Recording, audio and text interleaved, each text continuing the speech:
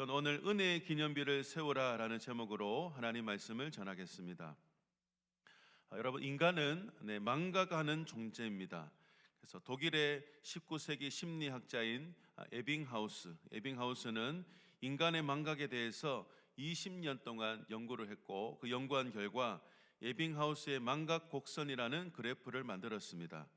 에빙하우스의 망각 곡선, 시간이 지남에 따라 인간이 망각하는 비율을 도표화한 것인데요, 이 연구 결과에 따르면 인간은 무엇인가를 인지한 지 10분 후부터 망각하기를 시작해서 1시간이 지나면 44%밖에 기억을 하지 못한다고 합니다. 그리고 한 달이 지나면, 하루가 지나면 30% 정도밖에 기억을 못하고요, 그리고 한 달이 지나면 20%밖에 기억을 하지 못한다고 합니다.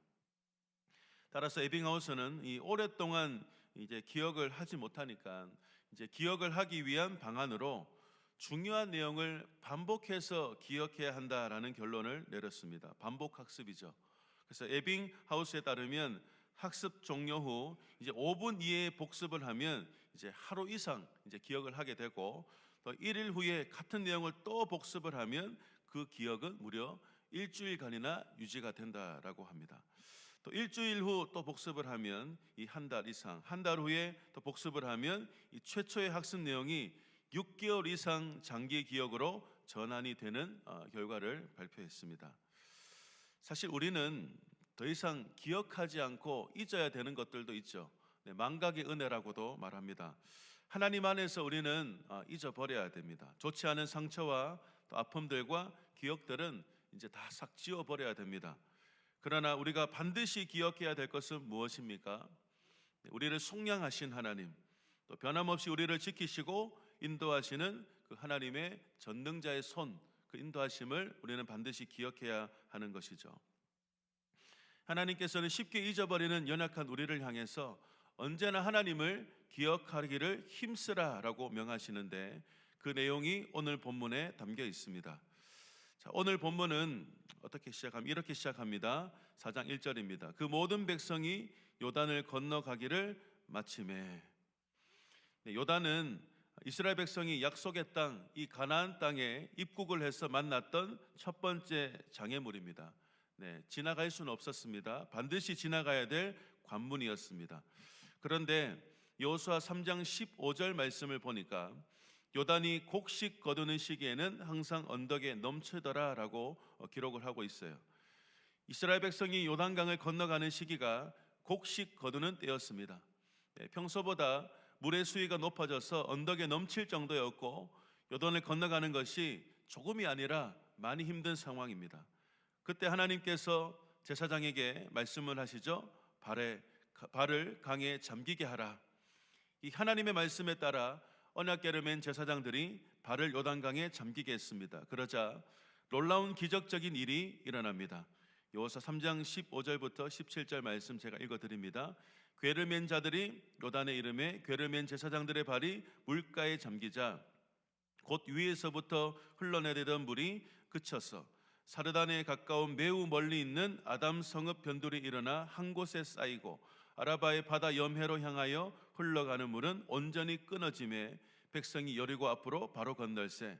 여호와의 언약궤를 맨 제사장들은 요단 가운데 마른 땅에 굳게 섰고, 그 모든 백성이 요단을 건너가기를 마칠 때까지 모든 이스라엘은 그 마른 땅으로 건너가더라. 아멘. 여러분, 강물이 끊어지는 기적이 일어났습니다. 사람이 할 수 없는 일이죠. 위에서부터 흘러내리던 강물이 그치게 되었습니다. 그 끊어진 물이 물러가면서 한 곳에 쌓이고, 또 바다도 흘러가던 물은 다 빠져나가 버렸습니다. 그래서 이스라엘 백성들은 매우 무섭게 철철 흘러넘치던 이 요단강을 마른 땅처럼 건넜다라고 성경은 기록합니다. 이 장면은 출애굽 1세대들이 모세와 함께 홍해를 건넜던 모습을 떠오르게 합니다. 인간의 논리로는 전혀 설명할 수 없는 일이 또다시 이스라엘 백성에게 일어났고, 백성들은 이 하나님의 기적적인 역사를 목도한 것입니다. 하나님께서는 이 이스라엘 백성들이 요단 건너기를 마치자마자 이 여호수아를 향해 명령을 하십니다. 1절에서 3절 말씀을 다시 보시면 그 모든 백성이 요단을 건너가기를 마침에 여호와께서 여호수아에게 말씀하여 이르시되 백성의 각 지파에 한 사람씩 12사람을 택하고 그들에게 명령하여 이르기를 요단 가운데 제사장들의 발이 굳게 선 그곳에서 돌 12를 택하여 그것을 가져다가 오늘 밤 너희가 유숙할 그곳에 두게 하라 하시니라. 아멘. 하나님께서는 이스라엘 12지파 사람 가운데 각각 한 사람씩 12사람을 택하라 라고 말씀하십니다. 그리고 그 사람을 다시 강으로 들어가게 하셔서 요단강 바닥에 있는 12개의 돌을 택해서 그것을 가져다가 이스라엘 백성들이 오늘 밤 유숙할 이 가나안 땅에 두라고 명령하십니다. 여러분, 왜 그렇습니까? 하나님께서는 왜 여호수아에게 이러한 명령을 하셨을까요? 요단강을 건넜으면 됐지 왜 돌비를 세우라는 것일까요? 건너기도 힘든 요단강 가운데 이 돌비라니, 아마 이 기념비로 사용했던 것으로 보아 하나님께서 명하신 돌이 작은 돌은 아니었겠죠. 그 큰 돌을 강에서 메어와서 다음날 다시 가나안 땅 길갈로 옮겨야 하는 이 쉽지 않은 일을, 이 번거로운 일을 하나님께서는 왜 명령하신 것일까요? 그 이유가 6절과 7절에 나옵니다. 우리 6절과 7절은 다 같이 한번 읽어보도록 하겠습니다. 이것이 너희 중에 표징이 되리라. 후일에 너희의 자손들이 물어 이르되 이 돌들은 무슨 뜻이냐 하거든 그들에게 이르기를 요단물이 여호와의 언약궤 앞에서 끊어졌나니 곧 언약궤가 요단을 건널 때 요단물이 끊어졌으므로 이 돌들이 이스라엘 자손에게 영원히 기념이 되리라 하라 하니라. 아멘. 너희 중에 표징이 되리라. 어떤 표시를 삼고 싶다는 것입니다. 이 기념비를 통해 하나님의 기적적인 은혜의 역사가 계속해서 기억나도록 하겠다. 혹 후일에 출애굽과 가나안 정복 전쟁을 경험하지 못한 후손들이 물어본다면, 이 돌을 왜 세웠나요라고 물어본다면, 우리 이스라엘 조상들에게 요단강을 마른 땅같이 걷게 하신 하나님이 너희 하나님이다 라는 것을 가르쳐 주기 위해 기념비를 삼으신 것입니다. 하나님의 기적적인 은혜 역사가 단순히 현재 지금만 간직하고 누리는 것이 아니라 후손들에게까지 그대로 전수되기를 원하셨던 것입니다. 다시 말해 이스라엘 백성들이 이 가나안 땅에 정착하고 오랜 세월이 흐른 뒤에도 그들의 후손들이 이 조상들의 신앙을 물려받아 조상들의 신앙을 참되게 간직하며 하나님께서 원하시는 백성으로서의 삶을 이어가기 위해서 이 12개의 돌로 기념비를 세우게 하신 것입니다. 여러분, 그렇다면 이스라엘 자손에게 왜 이러한 기념물이 필요했던 것일까요? 그것은 바로 그들의 고질적인 망각 증세 때문입니다. 하나님의 기적적인 은혜와 사랑을 경험했으면 그것을 평생 잊지 말고 그 은혜에 감사하며 감격하며 살아가야 하는데, 어떻게 된 게 이스라엘 백성들은 금세 그 은혜를 잊어버리고 감사와 감격이 없는 삶을 살고야 맙니다. 또 이스라엘 백성들이 얼마나 잘 잊어버리고 잘 배반했던지 이사야 선지자는 이렇게 한탄을 하였는데, 이사야 1장 2절에서 4절 말씀 읽어드립니다. 하늘이여 들으라, 땅이여 귀를 기울이라. 여호와께서 말씀하시기를 내가 자식을 양육하였거든 그들이 나를 거역하였도다. 소는 그 임자를 알고 나귀는 그 주인의 구유를 알건만은 이스라엘은 알지 못하고 나의 백성은 깨닫지 못하는도다 하셨도다. 슬프다 범죄한 나라여, 허물진 백성이여, 행악의 종자여, 행위가 부패한 자식이로다. 그들이 여호와를 버리며 이스라엘의 거룩하신 이를 만홀히 여겨 멀리하고 물러갔도다. 아멘. 부모가 자식을 위해 온갖 수고와 또 희생을 하며 사랑으로 양육하듯이 하나님께서 얼마나 이스라엘 백성들을 돌보셨습니까? 그런데 어찌된 영문인지 이스라엘 백성들은 그 사랑과 그 은혜를 잊은 채 하나님과 원수된 삶을 살아갔던 것이죠.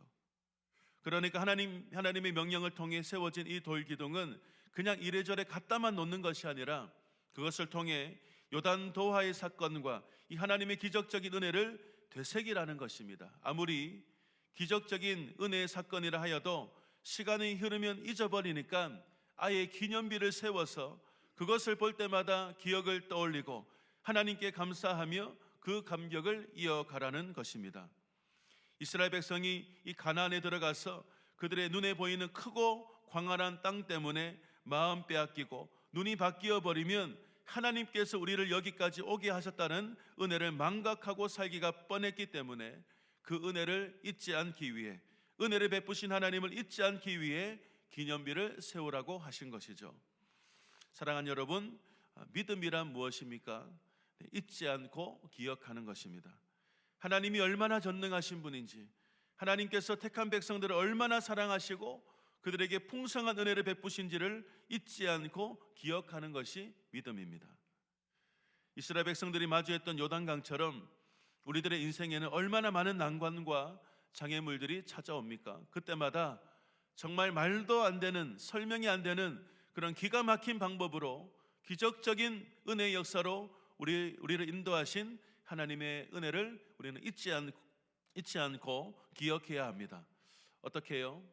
우리도 하나님의 은혜를 잊지 않고 기억하기 위해, 그래서 늘 하나님을 떠나지 않고 하나님을 경외하는 아름다운 신앙의 사람으로 살기 위해 우리는 우리의 심령 속에 12돌과 같은 은혜의 기념비를 세워야 합니다. 이제 2023년을 돌아보면서 오늘은 12월 31일인데요. 올 한 해 여러분의 삶 가운데 얼마나 많은 사건과 일들이 있었습니까? 올 한 해를 돌아보면서 하나님께서 행하셨던 기적적인 은혜의 역사들을 여러분 마음에 되새겨 보시기를 축복합니다. 이 모든 결과들이 나로 인해서 또 내 열심과 수고와 노력으로 된 것 같고 또 내 힘과 의지로 여기까지 온 것 같지만 아닙니다. 여러분, 사도 바울이 고백했던 것처럼 모든 것이 하나님의 은혜입니다. 여러분, 성도는 모든 것이 하나님의 은혜라고 고백할 수 있는 자들이죠. 또 꼭 하나님의 은혜에 대한 기억이 희미한 분들이 있을 수도 있습니다. 그럴 때는 여러분, 은혜가 있는 곳으로 가야 합니다. 우리의 은혜의 기억을 되살려줄 수 있는 것, 이것이 은혜라는 것을 깨닫게 해주는 것, 이것조차도 은혜라는 것을 알게 해주는 것, 이 하나님의 은혜를 되새길 수 있는 은혜의 충만한 자리로 나아가시기를 바랍니다. 제18차 다니엘 세례 특별 새벽 기도회가 계속해서 진행되고 있습니다. 여러분, 시간마다 주시는 말씀과 은혜가 매우 큽니다. 이 자리에 있는 분들, 이 자리에서 예배를 드리시는 분들은 제가 말로 설명하지 않아도 이미 경험하고 계실 거라고 믿습니다. 그렇지만 그럼에도 불구하고 여전히 이 자리에 나오지 않고 계시는 분들이 있어서 너무나 안타깝죠. 하나님께서는 하나님의 은혜를 되새기고 은혜의 기념비를 세우는 이 자리에 한 사람도 소외되지를 않기를 원하세요. 오늘 이 본문 2절에 하나님께서는 이스라엘 백성들이 요단을 건너자마자 여호수아를 향해 백성의 각 지파에서 한 사람씩 12사람을 택하라고 명령을 하셨죠. 그런데 가만히 생각해 보면 굳이 12기념비를 취하기 위해서 12지파에서 한 사람씩 택할 필요가 있었을까? 어느 특정 지파에서 12지파를 택해도 전혀 문제될 것이 없지 않았을까요? 그렇지만 하나님께서는 이처럼 12지파에서, 모든 지파에서 한 지파도 빠짐없이 택하셔서 이 일을 하도록 하셨습니다. 이것은 하나님의 거룩한 사역에는 택한 백성 모두가 중요하며 그들이 모두가 빠짐없이 동참하는 것이 중요하다라는 것을 보여줍니다. 그래서 오늘 이번 한 주간 정말 여러분의 삶 가운데 은혜에 대한, 하나님의 은혜에 대한 기억들이 새록새록 여러분 다 살아나시기를 소망합니다. 그 은혜의 기억이 여러분의 삶과 영혼의 풍성함으로 나타날 수 있기를 예수님의 이름으로 축원드립니다. 여러분, 말씀을 생각하면서 우리 여러분 은혜를 함께 고백하면서 말씀 묵상하도록 하겠습니다.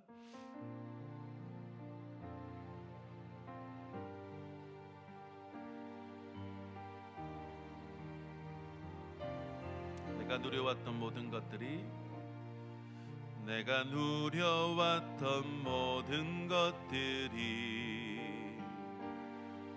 내가 지나왔던 모든 시간이, 내가 걸어왔던 모든 순간이 당연한 것 아니라 은혜였소. 아침 해가 뜨고 저녁에 노을, 봄의 꽃향기와 가을의 열매, 변하는 계절의 모든 순간이 당연한 것 아니라 은혜여서 모든 것이 은혜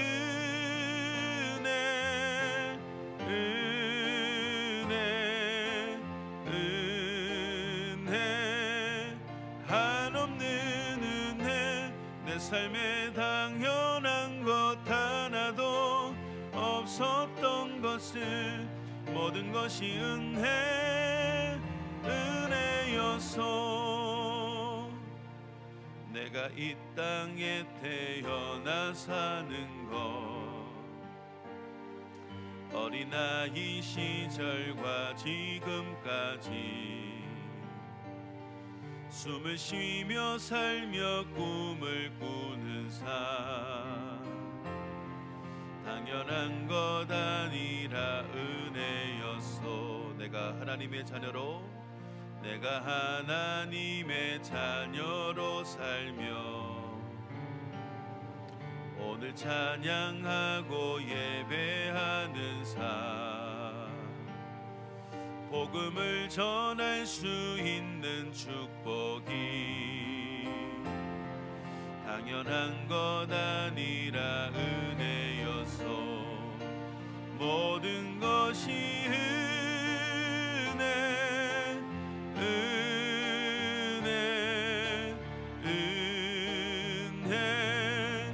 한없는 은혜 내 삶에 당연한 것 하나도 없었던 것을 모든 것이 은혜여서 우리 말씀을 생각하며 2-3분 정도 기도합니다. 우리 주여 한번 부르고 통성으로 기도합니다. 주여